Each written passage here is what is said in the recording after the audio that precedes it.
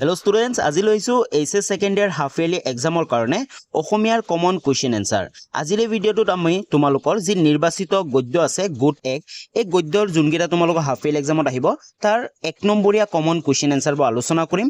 এই ভিডিঅ'টো তোমালোকে সম্পূৰ্ণ চাবা, গোটেইবোৰ কোৱেশ্চন তোমালোকৰ কাৰণে ইম্পৰ্টেন্ট আৰু এই ভিডিঅ'ত আমি যিমানবোৰ প্ৰশ্নবোৰ আলোচনা কৰিম লাষ্ট ইয়াৰ বিভিন্ন ডিস্ট্ৰিক্টত হৈ যোৱা প্ৰি ফাইনেল আৰু হাফ ইয়াৰলি এক্সামৰ কোৱেশ্চনখিনি হয়। তো এই ভিডিঅ'টো কমপ্লিট চাবা, অলপো স্কিপ নকৰিবা। যদি প্ৰথমবাৰ চেনেলটোলৈ ভিজিট কৰিছা তেতিয়াহ'লে চেনেলটো সাবস্ক্ৰাইব কৰি বেল আইকনটো প্ৰেছ কৰি অল কৰি ৰাখিবা। কুৱেশ্চন নম্বৰ 1 টো চোৱা, মোৰ মাতৃমুখ দৰ্শন শীৰ্ষক পাঠটো ক'ৰ পৰা সংগ্ৰহ কৰা হৈছে? বন্ধুসকল, এই প্ৰশ্নটো বাৰে বাৰে অহা দেখা যায়। মোৰ মাতৃমুখ দৰ্শন শীৰ্ষক যি পাঠটো আছে ক'ৰ পৰা সংগ্ৰহ কৰা হৈছে? ইয়াৰ উত্তৰটো চোৱা, মোৰ মাতৃমুখ দৰ্শন শীৰ্ষক পাঠটো ডক্টৰ নগেন শইকীয়া সম্পাদিত বেজবৰুৱাৰ ৰচনাৱলী প্ৰথম খণ্ডৰ পৰা লোৱা হৈছে। তো মোৰ মাতৃমুখ দৰ্শন শীৰ্ষক পাঠটো ক'ৰ পৰা সংগ্ৰহ কৰা হৈছে? ডক্টৰ নগেন শইকীয়া সম্পাদিত বেজবৰুৱাৰ ৰচনাৱলী প্ৰথম খণ্ডৰ পৰা লোৱা হৈছে। কুৱেশ্চন নম্বৰ 2 টো চোৱা, সম্বলপুৰ ভাৰতৰ কোনখন ৰাজ্যত অৱস্থিত? এই প্ৰশ্নটো বাৰে বাৰে ৰিপিট হৈ থাকে। সম্বলপুৰ কোন ৰাজ্যত অৱস্থিত? একেবাৰে সহজ, মনত ৰাখিবা, সম্বলপুৰ ভাৰতৰ উৰিষ্যা ৰাজ্যত অৱস্থিত। ক'ত অৱস্থিত? উৰিষ্যা ৰাজ্যত অৱস্থিত। কুৱেশ্চন নম্বৰ 3, বেজবৰুৱাই মাতৃমুখ দৰ্শনৰ বাবে ক'ৰ পৰা ক'লৈ যাত্ৰা কৰিছিল? এই প্ৰশ্নটো ভেৰি ভেৰি ইম্পৰ্টেন্ট হয়। বেজবৰুৱাই মাতৃমুখ দৰ্শনৰ বাবে ক'ৰ পৰা ক'লৈ যাত্ৰা কৰিছিল? উত্তৰটো চোৱা, বেজবৰুৱাই মাতৃমুখ দৰ্শনৰ বাবে উৰিষ্যাৰ সম্বলপুৰৰ পৰা অসমলৈ যাত্ৰা কৰিছিল। ক'ৰ পৰা? উৰিষ্যাৰ সম্বলপুৰৰ পৰা অসমলৈ তেওঁ কি কৰিছিল? যাত্ৰা কৰিছিল। ওকে, কুৱেশ্চন নম্বৰ 4 টো চোৱা, 1930 চনৰ 19 ছেপ্টেম্বৰত সম্বলপুৰৰ পৰা অসমলৈ যাত্ৰা কৰোঁতে বেজবৰুৱাৰ সংগী কোন আছিল? বন্ধুসকল, এই প্ৰশ্নটো বাৰে বাৰে ৰিপিট হৈ থাকে, কিন্তু এই প্ৰশ্নটোতো এটা উত্তৰ আছে, তোমালোকে মনত ৰাখিব লাগিব। সেইটো হৈছে 1930 চনৰ 19 ছেপ্টেম্বৰত সম্বলপুৰৰ পৰা অসমলৈ যাত্ৰা কৰিছিল। যদি কেতিয়াবা সুধি দিয়ে যে বেজবৰুৱাই কিমান চনত কোন তাৰিখে অসমলৈ যাত্ৰা কৰিছিল ক'ৰ পৰা, তেতিয়া তোমালোকে লিখিব লাগিব 1930 চনৰ 19 ছেপ্টেম্বৰত তেওঁ ক'ৰ পৰা? সম্বলপুৰৰ পৰা অসমলৈ যাত্ৰা কৰিছিল। আমাক এই প্ৰশ্নটো সুধিছে যে যাত্ৰা কৰোঁতে তেওঁৰ সংগী কোন আছিল? উত্তৰটো চোৱা, 1930 চনৰ 19 ছেপ্টেম্বৰত সম্বলপুৰৰ পৰা অসমলৈ যাত্ৰা কৰোঁতে বেজবৰুৱাৰ সংগী আছিল তেওঁৰ সহধৰ্মিনী প্ৰজ্ঞা সুন্দৰী আৰু সৰুজনী কন্যা। কোন আছিল? তেওঁ সহধৰ্মিনী প্ৰজ্ঞা সুন্দৰী আৰু সৰুজনী কন্যা আছিল তেওঁৰ সংগী। ওকে, কুৱেশ্চন নম্বৰ 5 টো চোৱা, লক্ষ্মীনাথ বেজবৰুৱাৰ ৰচিত এখন ধেমেলীয়া নাটকৰ নাম লিখা। বন্ধুসকল, লক্ষ্মীনাথ বেজবৰুৱাৰ কথা তোমালোকে জানা, তেওঁ বহুত ডাঙৰ এজন কি আছিল? সাহিত্যিক আছিল আৰু বহুত নানা ধৰণৰ তেওঁ কিতাপ, ধেমেলীয়া নাটক, তাৰপিছত বিভিন্ন ধৰণৰ উপন্যাসবোৰ লিখি গৈছিল। তো তেওঁৰ লিখা বিভিন্ন ধৰণৰ ধেমেলীয়া নাটক হওক, কিতাপ হওক, তাৰ কথা আহি থাকে। তো এই প্ৰশ্নটো চোৱা, ধেমেলীয়া নাটকৰ নাম লিখা। উত্তৰটো চোৱা, লক্ষ্মীনাথ বেজবৰুৱাৰ ৰচিত এখন ধেমেলীয়া নাটকৰ নাম হ'ল লিটিকাই। মনত ৰাখিবা, লক্ষ্মীনাথ বেজবৰুৱাৰ ধেমেলীয়া নাটক এখনৰ নাম কি? লিটিকাই।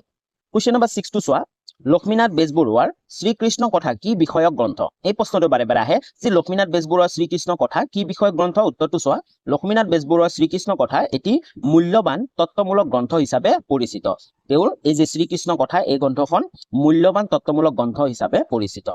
কুৱেশ্চন নম্বৰ 7 টো চোৱা, কমেডি অফ ইৰৰৰ অসমীয়া ভাঙনি ভ্ৰমৰংগ কোন চনত প্ৰকাশ পাইছিল? উত্তৰটো চোৱা, শেক্সপিয়াৰৰ কমেডি অফ ইৰৰ। কেতিয়াবা সুধি দিব পাৰে যে কমেডি অফ ইৰৰৰ লিখক কোন, তেতিয়া তোমালোকে লিখিব লাগিব শেক্সপিয়াৰ। আৰু এই কমেডি অফ ইৰৰৰ অসমীয়া ভাঙনি ভ্ৰমৰংগ কোন চনত প্ৰকাশ কৰিছিল? এইটো হৈছে 1888 চনত প্ৰকাশিত হৈছিল। মনত ৰাখিবা। কুৱেশ্চন নম্বৰ 8 টো চোৱা, লক্ষ্মীনাথ বেজবৰুৱাই কলকাতাৰ কোনখন উচ্চ শিক্ষা প্ৰতিষ্ঠানৰ পৰা BA ডিগ্ৰী লাভ কৰে? এই প্ৰশ্নটো অতিকৈ গুৰুত্বপূৰ্ণ প্ৰশ্ন। লক্ষ্মীনাথ বেজবৰুৱাই কলকাতাৰ কোনখন উচ্চ শিক্ষা প্ৰতিষ্ঠানৰ পৰা BA ডিগ্ৰী লাভ কৰিছিল? উত্তৰটো চোৱা, লক্ষ্মীনাথ বেজবৰুৱাই কলকাতাৰ জেনেৰেল এছেম্বলি ইনষ্টিটিউচনৰ পৰা BA ডিগ্ৰী অৰ্জন কৰিছিল। ক'ৰ পৰা? কলকাতাৰ জেনেৰেল এছেম্বলি ইনষ্টিটিউচনৰ পৰা BA ডিগ্ৰী লাভ কৰিছিল। কুৱেশ্চন নম্বৰ 9 টো চোৱা, অভা উষা সভা মানে কি? এই যি অভা উষা সভা এটা হৈছিল, সেই সভাটো মানে কি আছিল? উত্তৰটো চোৱা, অসমীয়া ভাষাৰ উন্নতি সাধিনী সভা। এই অভা উষা সভাটোক অসমীয়া ভাষাৰ উন্নতি সাধিনী সভা বুলিও কোৱা হয়। নেক্সট কুৱেশ্চন নম্বৰ 10 টো চোৱা, মোৰ মাতৃমুখ দৰ্শন কোন শ্ৰেণীৰ ৰচনা? এই প্ৰশ্নটো বাৰে বাৰে অহা দেখা যায়। উত্তৰটো হৈছে মোৰ মাতৃমুখ দৰ্শন এখন আত্মজীৱনীমূলক ভ্ৰমণ কাহিনীমূলক শ্ৰেণীৰ ৰচনা। তো মোৰ মাতৃমুখ দৰ্শন কোন শ্ৰেণীৰ ৰচনা? আত্মজীৱনীমূলক তথা ভ্ৰমণ কাহিনীমূলক শ্ৰেণীৰ ৰচনা। কুৱেশ্চন নম্বৰ 11 টো চোৱা, লক্ষ্মীনাথ বেজবৰুৱাৰ কেতিয়া মৃত্যু হৈছিল? বন্ধুসকল, এই প্ৰশ্নটো অহা দেখা যায়, কেতিয়া তেওঁৰ মৃত্যু হৈছিল? উত্তৰটো চোৱা, লক্ষ্মীনাথ বেজবৰুৱাৰ 1938 চনত মৃত্যু হৈছিল। মনত ৰাখিবা, তেওঁৰ মৃত্যু কেতিয়া হৈছিল? 1938 চনত মৃত্যু হৈছিল। কুৱেশ্চন নম্বৰ 12 টো চোৱা, ভৃষভ কি? এই ভৃষভ কি? উত্তৰটো চোৱা, ভৃষভ হৈছে শিৱৰ বাহন, হাড়গুৰু। ভৃষভ মানে কি? শিৱদেৱৰ বাহন হাড়গুৰু। ওকে, কুৱেশ্চন নম্বৰ 13 টো চোৱা, নন্দী ভংগী কোন? এই প্ৰশ্নটো বাৰে বাৰে অহা দেখা যায়। নন্দী ভংগী কোন? উত্তৰটো চোৱা, নন্দী ভংগী হৈছে শিৱৰ শিষ্য। কুৱেশ্যন নম্বৰ 14, লক্ষ্মীনাথ বেজবৰুৱাৰ কবিতা পুথিখনৰ নাম লিখা। এই প্ৰশ্নটো বাৰে বাৰে ৰিপিট হৈ থাকে। তেওঁৰ কবিতা পুথিখনৰ নাম কি আছিল? উত্তৰটো চোৱা, লক্ষ্মীনাথ বেজবৰুৱাৰ কবিতা পুথিখনৰ নাম হৈছে কদমকলি। কি নাম? কদমকলি। মনত ৰাখিবা, পাহৰি নাযাবা। একেবাৰে সহজ, কদমকলি হৈছে লক্ষ্মীনাথ বেজবৰুৱাৰ কবিতা পুথিখনৰ নাম। নেক্সট কুৱেশ্যন নম্বৰ 15টো চোৱা, কাক আধুনিক অসমীয়া সাহিত্যৰ কাণ্ডালী বুলি কোৱা হয়? এই প্ৰশ্নটো বাৰে বাৰে ৰিপিট হৈ থাকে আৰু ভেৰি ইম্পৰ্টেণ্ট হয়। উত্তৰটো চোৱা, লক্ষ্মীনাথ বেজবৰুৱাক আধুনিক অসমীয়া সাহিত্যৰ কাণ্ডালী বুলি কোৱা হয়। কাক কোৱা হয়? অসমীয়া সাহিত্যৰ কাণ্ডালী, আধুনিক অসমীয়া সাহিত্যৰ কাণ্ডালী লক্ষ্মীনাথ বেজবৰুৱাক কোৱা হয়।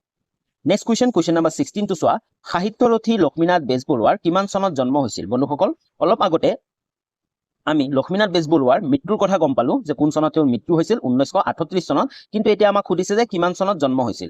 তোমালোকে উত্তৰটো চোৱা, সাহিত্যৰথী লক্ষ্মীনাথ বেজবৰুৱাৰ 1864 চনত তেওঁৰ কি হৈছিল? জন্ম হৈছিল আৰু 1938 চনত তেওঁৰ কি হৈছিল? মৃত্যু হৈছিল। জন্ম হয় অবিভক্ত নগাঁও জিলাৰ আহতগুৰিত। ক'ত হৈছিল এইটো মনত ৰাখিবা, অবিভক্ত নগাঁও জিলাৰ আহতগুৰিত তেওঁৰ জন্ম হৈছিল। কুৱেশ্যন নম্বৰ 17টো চোৱা, শিৱসাগৰ চৰকাৰী হাইস্কুলৰ পৰা কিমান চনত এন্ট্ৰেন্স পৰীক্ষাত উত্তীৰ্ণ হৈ তেওঁ উচ্চ শিক্ষা গ্ৰহণৰ বাবে কলিকতালৈ যায়? এই প্ৰশ্নটো ভেৰি ইম্পৰ্টেণ্ট হয়। শিৱসাগৰ যি চৰকাৰী হাইস্কুলৰ পৰা কিমান চনত তেওঁ এন্ট্ৰেন্স পৰীক্ষা উত্তীৰ্ণ হৈ কলিকতালৈ উচ্চ শিক্ষাৰ বাবে গৈছিল? উত্তৰটো চোৱা, শিৱসাগৰ চৰকাৰী হাইস্কুলৰ পৰা 1886 চনৰ এন্ট্ৰেন্স পৰীক্ষাত উত্তীৰ্ণ হৈ তেওঁ উচ্চ শিক্ষা গ্ৰহণৰ বাবে কলকাতালৈ যায়। নেক্সট কুৱেশ্যন নম্বৰ 18টো চোৱা, লক্ষ্মীনাথ বেজবৰুৱাৰ কাৰ লগত বিবাহ সম্পন্ন হয়? এই প্ৰশ্নটো অতিকৈ ইম্পৰ্টেণ্ট প্ৰশ্ন হয়। তোমালোকে অলৰেডি তেওঁৰ সহধৰ্মিনীৰ কথা গম পালাই যে প্ৰজ্ঞা সুন্দৰী, কিন্তু ইয়াতে প্ৰশ্নটো কৈছে যে লক্ষ্মীনাথ বেজবৰুৱা কাৰ লগত বিবাহ সম্পন্ন হয়। কিন্তু ইয়াতে অকণমান লিখিব লাগিব। চোৱা, বংগৰ বিখ্যাত ঠাকুৰ পৰিয়ালৰ কন্যা প্ৰজ্ঞা সুন্দৰী দেৱীৰ লগত তেওঁৰ বিবাহ সম্পন্ন হয়। বংগৰ বিখ্যাত ঠাকুৰ পৰিয়ালৰ কন্যা প্ৰজ্ঞা সুন্দৰীৰ লগত তেওঁৰ বিবাহ হৈছিল। অ'কে, কুৱেশ্যন নম্বৰ 19টো চোৱা, লক্ষ্মীনাথ বেজবৰুৱাৰ ধেমেলীয়া নাটক দুখনৰ নাম লিখা। বন্ধুসকল, এটা নাটকৰ কথা আমি পাই আহিছিলো, এতিয়া আমাক কৈছে যে ধেমেলীয়া নাটক দুখনৰ নাম লিখা। এতিয়া উত্তৰটো চোৱা, লক্ষ্মীনাথ বেজবৰুৱাৰ ধেমেলীয়া নাটক দুখন হ'ল নুমল আৰু চিকৰপতি নিকৰপতি। মনত ৰাখিবা, নুমল আৰু চিকৰপতি নিকৰপতি। নেক্সট কুৱেশ্যন নম্বৰ 20টো চোৱা, লক্ষ্মীনাথ বেজবৰুৱাৰ বুৰঞ্জীমূলক নাটক দুখনৰ নাম লিখা। তেওঁ বহুতো নাটক লিখিছিল, তাৰে ভিতৰত বুৰঞ্জীমূলক নাটক দুখনৰ নাম লিখিব দিছে। উত্তৰটো চোৱা, লক্ষ্মীনাথ বেজবৰুৱাৰ বুৰঞ্জীমূলক নাটক দুখন হ'ল জয়মতী কোঁৱৰী বেলিৰাম চক্ৰধ্বজ সিংহ। তো তিনিটা নাম দিয়া আছে, তোমালোকে যিকোনো দুটা লিখিলে হ'ব, জয়মতী কোঁৱৰী বেলিৰাম আৰু চক্ৰধ্বজ সিংহ। এই ভিডিঅ'টো ডেছক্ৰিপশ্যনতে আমাৰ এটা হোৱাটছএপ চেনেলৰ লিংক আছে। সেই হোৱাটছএপ চেনেলটো তোমালোকে জইন হোৱা আৰু হোৱাটছএপ চেনেলটোতে তোমালোকে PDF সমূহ পাবা, তাৰ লগতে নতুন নতুন ভিডিঅ'বোৰৰ আপডেটসমূহ পাই যাবা। আৰু বন্ধুসকল, ডেছক্ৰিপশ্যনত আমাৰ ইনষ্টাগ্ৰাম আইডিৰো লিংক আছে, তোমালোকে সকলোৱে ফ'ল' কৰি ল'বা। যদি তোমালোকৰ কিবা সুধিব থাকে, কিবা কুৱেশ্যন থাকে, মোক ধুনীয়াকৈ তোমালোকে সুধিব পাৰা। আমি নেক্সট কুৱেশ্যনলৈ আগবাঢ়ো। কুৱেশ্যন নম্বৰ 21টো চোৱা, লক্ষ্মীনাথ বেজবৰুৱাৰ উপন্যাস এখনৰ নাম লিখা। তেওঁ উপন্যাসো বহুত লিখিছিল, এখন উপন্যাসৰ নাম লিখিব দিছে। উত্তৰটো চোৱা, মনত ৰাখিবা, লক্ষ্মীনাথ বেজবৰুৱাৰ উপন্যাস এখনৰ নাম হ'ল পদুম কুঁৱৰী। কি নাম? পদুম কুঁৱৰী। নেক্সট কুৱেশ্যন নম্বৰ 22টো চোৱা, লক্ষ্মীনাথ বেজবৰুৱাৰ চুটিগল্প দুখনৰ নাম লিখা। এই প্ৰশ্নটো বাৰে বাৰে আহি থাকে, তেওঁ লিখা চুটিগল্প দুখনৰ নাম, কেতিয়াবা এখনৰ নামো দি দিব পাৰে। উত্তৰটো চোৱা, লক্ষ্মীনাথ বেজবৰুৱাৰ চুটিগল্প দুখনৰ নাম হ'ল জোনবিৰি, সুৰভি আৰু কেহুকলি। তিনিটা দিয়া আছে, তোমালোকে যিকোনো দুটা, গোটেই তিনিটাই মনত ৰাখিবা, হয়তো তোমালোকৰ দুটা নাইবা এটা লিখিব আহিব। অ'কে, জোনবিৰি, সুৰভি আৰু কেহুকলি। কুৱেশ্যন নম্বৰ 23টো চোৱা, লক্ষ্মীনাথ বেজবৰুৱাৰ সাধুকথা দুখনৰ নাম লিখা। এই প্ৰশ্নটো বাৰে বাৰে আহি থাকে আৰু ইম্পৰ্টেণ্ট হয়, কাৰণ ইয়াৰ ভিতৰত এটা সাধুকথা আমি বহুতে পঢ়িছো, অলৰেডি আমি সৰুৰে পৰা পঢ়ি আহিছো। উত্তৰটো চোৱা, লক্ষ্মীনাথ বেজবৰুৱাৰ সাধুকথা দুখনৰ নাম হ'ল বুঢ়ী আই সাধু। হয়নে? আমি সকলোৱে বুঢ়ী আইৰ সাধুৰ কথা শুনিছো আৰু পঢ়িছো। আৰু এটা হ'ল জুনুকা। তো মনত ৰাখিবা, দুখন তেওঁৰ সাধুকথা, সেই দুখন হৈছে বুঢ়ী আই সাধু আৰু জুনুকা।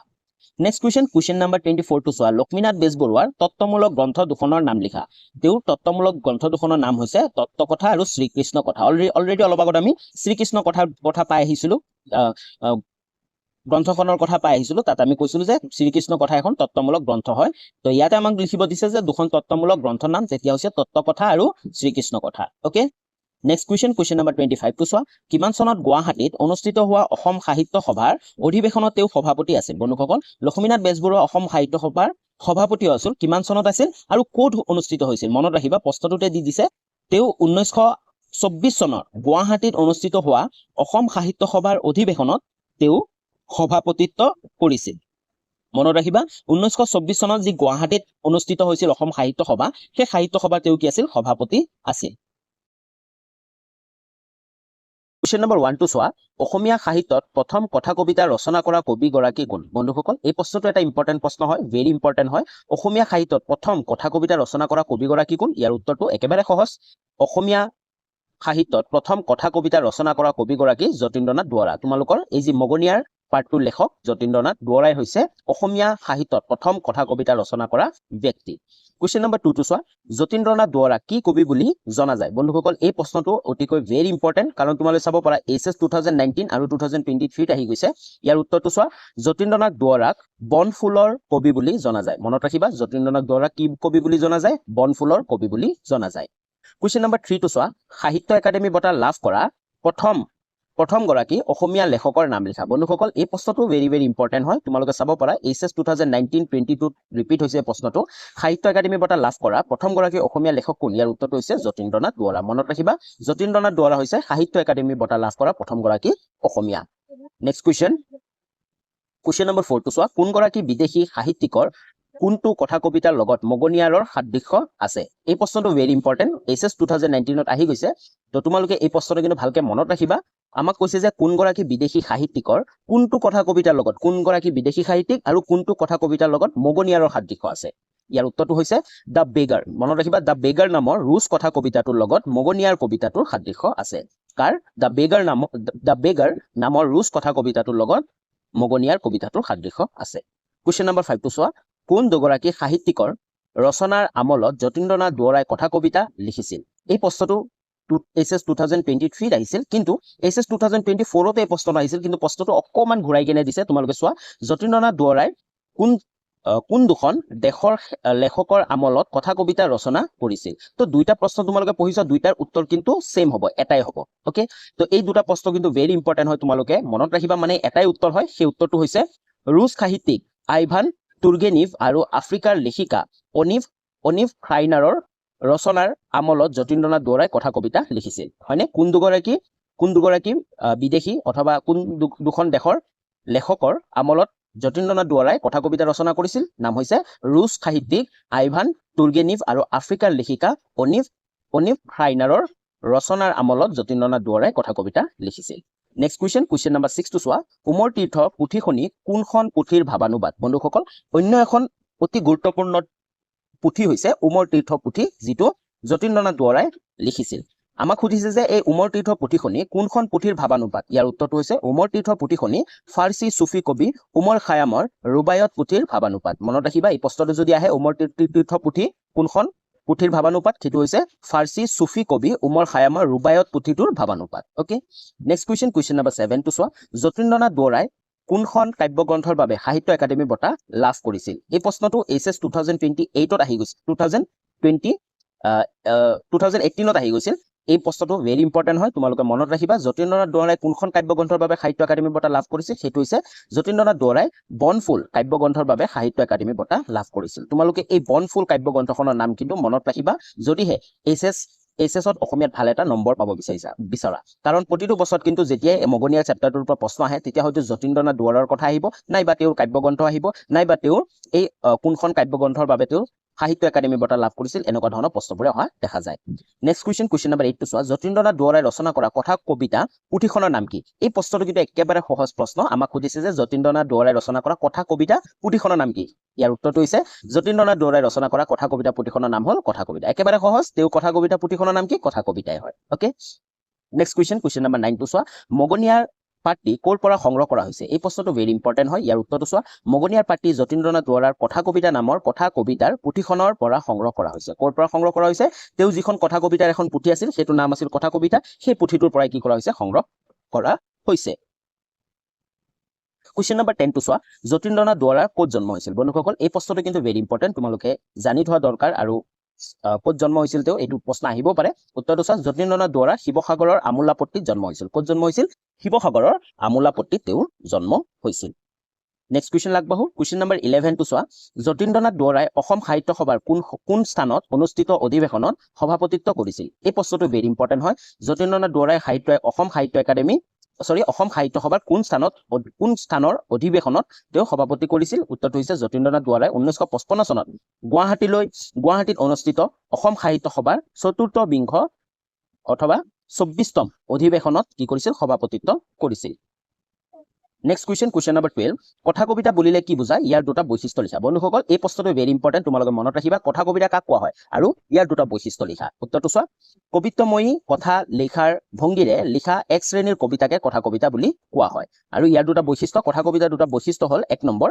কথা কবিতাত ৰূপকৰ সমাবেশ থাকে 2 নম্বৰ কথা কবিতাত এটাই মাত্ৰ কেন্দ্ৰশ ভাৱ থাকে ওকে তো ভেৰি ইম্পৰ্টেণ্ট কুৱেশ্যন হয় মনত ৰাখিবা এইটো নেক্সট কুৱেশ্যন নম্বৰ 13 টো চোৱা উমৰ খায়াম কোন তেওঁ ৰচনা কৰা পুথি এখনৰ নাম লিখা বন্ধুসকল আন এটা নাম তোমালোকে মনত ৰাখিবা উমৰ খায়াম আৰু তেওঁ ৰচনা কৰা পুথিটোৰ নাম তোমালোকে মনত ৰাখিবা অলৰেডি পাইছা ইয়াৰ উত্তৰটো হৈছে উমৰ খায়াম হ'ল ফাৰ্চী সুফি কবি তেওঁ ৰচনা কৰা এখন পুথি হ'ল ৰুবায়ত ওকে মনত ৰাখিবা উমৰ খায়াম কোন আছিল উমৰ খায়াম আছিল এজন ফাৰ্চী সুফি কবি আৰু তেওঁ ৰচনা কৰা পুথিখনৰ নাম কি সেইখন হৈছে Rubaiyat okay next question number 14 টো চোৱা যতীন্দ্ৰনাথ দুৱৰাই লিখা দুখন কবিতা পুথিৰ নাম লিখা এই প্ৰশ্নটো ভেৰি ইম্পৰ্টেণ্ট হয় যতীন্দ্ৰনাথ দুৱৰাই লিখা দুখন কবিতা পুথি তোমালোকেতো এখন কবিতা পুথিৰ নাম পালাই কিন্তু দুখন কবিতা পুথিৰো নাম আহিব পাৰে কাৰণ যেতিয়াহে 2 নম্বৰৰ কাৰণে প্ৰশ্ন অহা দেখা যায় ইয়াৰ উত্তৰটো হৈছে যতীন্দ্ৰনাথ দুৱৰাই লিখা দুখন কবিতা পুথিৰ নাম হ'ল বনফুল আৰু উমৰ তীৰ্থ মনত ৰাখিবা বনফুল আৰু উমৰ তীৰ্থ নেক্সট কুৱেশ্যন লাষ্ট কুৱেশ্যন হয় এইটো যতীন্দ্ৰনাথ দুৱৰাৰ মৃত্যুৰ পিছত প্ৰকাশ পোৱা কবিতা পুথিখন কি এই প্ৰশ্নটো কিন্তু ভেৰি ইম্পৰ্টেণ্ট যদিও অহা নাই এই বছৰ অহা অতিকৈ বেছি সম্ভাৱনা আছে যতীন্দ্ৰনাথ দুৱৰাৰ মৃত্যুৰ পিছত প্ৰকাশ পোৱা কবিতা পুথিখনৰ নাম কি ইয়াৰ উত্তৰটো হৈছে যতীন্দ্ৰনাথ দুৱৰাৰ মৃত্যুৰ পাছত প্ৰকাশ পোৱা কবিতা পুথিখন হৈছে মৰমৰ সুৰ মনত ৰাখিবা তেওঁ মৃত্যুৰ পিছত প্ৰকাশ পোৱা কবিতা পুথিখনৰ নাম হৈছে মৰমৰ সুৰ